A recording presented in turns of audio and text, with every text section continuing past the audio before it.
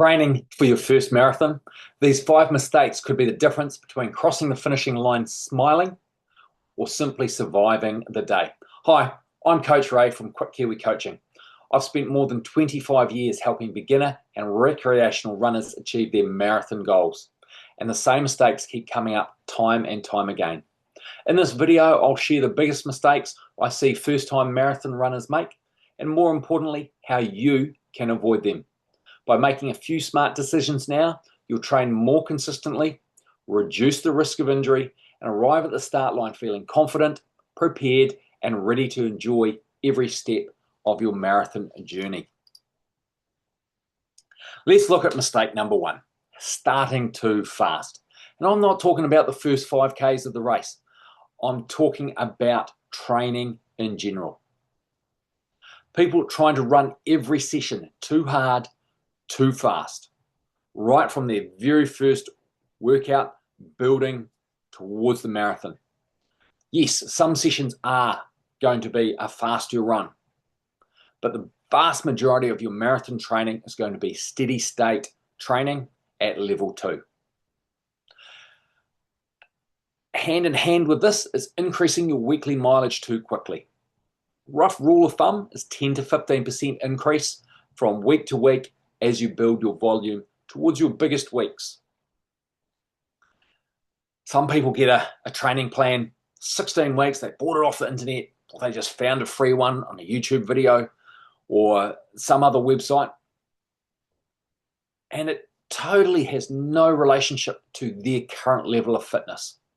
It's important that your training starts at your current level of fitness and how much recovery you need. If you're not so young anymore, you might require a few more rest days spread through the program to allow that recovery to occur. If you're a little bit younger and more resilient, then you might be able to get away with less recovery needs than an older, more mature athlete. But whatever the training plan is, it needs to be designed around your current abilities. Build patiently as well. Each week, training needs to increase a little bit, but a little bit, not taking big jumps as the training plans builds towards the main goal. A small amount of consistent progress, that 10 to 15% that I talked about before, helps build your body, build your capability, build your fitness, and helps prevent burnout. Mistake number 2, underestimating the long run. The long run is the key workout each and every week. It's the cornerstone of your marathon training. It helps build and prepare your endurance. It helps work on making your heart and lungs more efficient. But it's important that you build the duration of this session over time, nice and gradually. Don't go from 16 Ks to 16 miles, bang, like that, from one week to the next. Build it slowly and progressively. Start at what's appropriate for you at the moment, what you've done in the previous 6 weeks, and build from that, those small 10 to 15% each week. Not only does your long run help build your fitness, it helps prepare you mentally. Gives you that time on the feet, that exposure, so you know what mentally it takes to run for a long duration. As you get closer to the event, it's an opportunity to build in some of your marathon pacing during your key long runs, but you're not going to be doing race pace early in your build-up. Use your long runs to help mentally, nutritionally, and physically prepare for race day. So that means you're practicing your fueling technique. What gels are you going to use? What energy drinks? Are you going to be carrying drinks?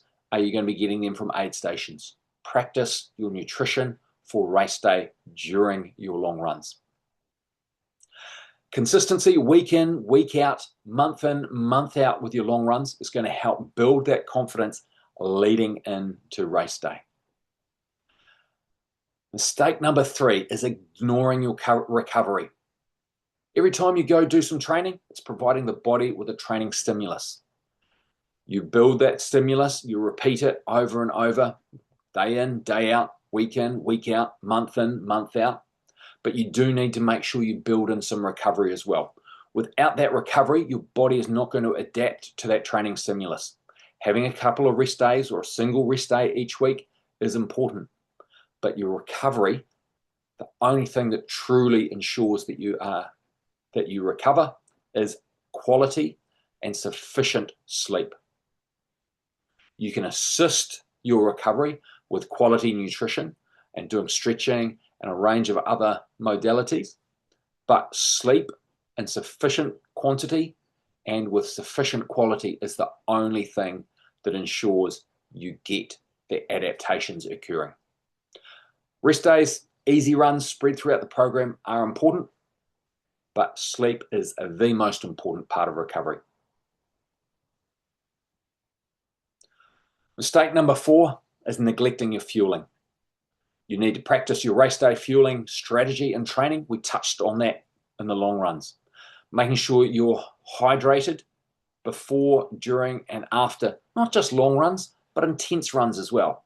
And even your easy runs, you don't want to go into them dehydrated, especially if it's a hot day, because you're going to end up more dehydrated. Your training time is an opportunity to work out and learn what foods and products work best for you. Don't leave it until race day. It's one of the biggest mistakes I see. People go, oh, the event is sponsored by gel company ABC. I'll start using their products for the first time 15 Ks into the event. No, make sure you practice the products you're going to use in your training before attempting them on race day. Good fueling supports both performance and recovery. So make sure after each session, you have some quality carbohydrates to replace, to refuel the carbohydrates that you've utilized during your training. Mistake number 5, chasing perfection. You and I both live in the real world. We've got family commitments, we've got study commitments, we've got work commitments, we've got other things that take us away from our training. Missing the occasional session is not going to hurt your overall training plan. Focus on consistency from day to day, week to week, month to month, rather than trying to get perfection. You miss a session occasionally, it's not the end of the world. Just move on, take it as an extra rest day.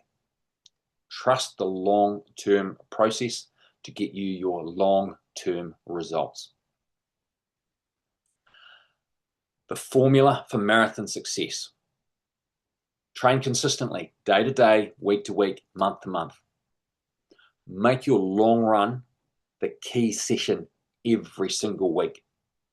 Build your training, that 10 to 15% week by week. Build that volume up. Build it up gradually and progressively. You take your training seriously. It's important that you take your recovery seriously as well. Without your recovery, you don't get the adaptation from the training stimulus that you've given yourself. Trust your training plan, whether it's a plan from me, a plan from another coach, a plan that you've come up with yourself. The decisions have been made around that training for a reason. Trust that plan. Small improvements from day to day, session to session, week to week, month to month, compound overall into marathon success.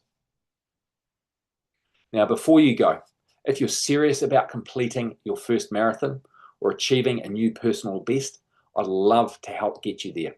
The Marathon Mastery Training Plan is designed specifically for beginner and recreational runners who want a structured, progressive program that builds fitness safely and consistently. You know exactly what to do each week, why you're doing it, and how every run moves you one step closer to marathon day. Instead of wondering if you're training enough, running too hard, or making the common mistakes we've talked about today, you'll have a proven roadmap that helps you build endurance, confidence, and race day readiness without the guesswork. If you're ready to train smarter, avoid the mistakes that catch out so many first-time marathon runners, and arrive at the start line feeling confident and prepared, click the link below to learn more about the Marathon Mastery Training Plan. I'd love to help you make your first marathon an experience you'll be proud of from the first step to the finish line.